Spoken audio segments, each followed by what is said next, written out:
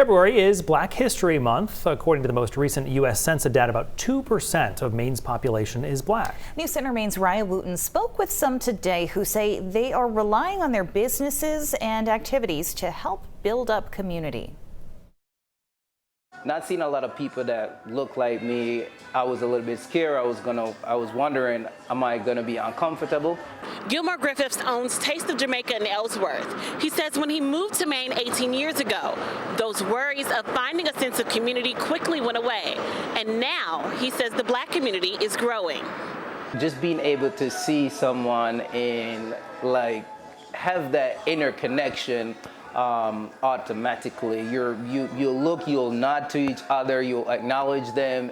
Like Griffiths, Kiel Slayton, who owns White Raven Tattoos in Bangor, says the people here make him feel at home. Despite racial prejudices that still linger, Slayton says people are moving further and further away from old, deeply rooted ideologies. And I just kind of fell in love with this place. There are some deep undertones of racism that still live here.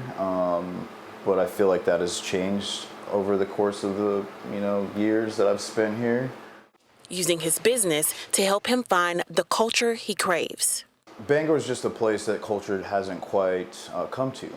And although you have African Americans, Native Americans, people of color, there's not a lot for people to kind of gravitate towards or go to, like places.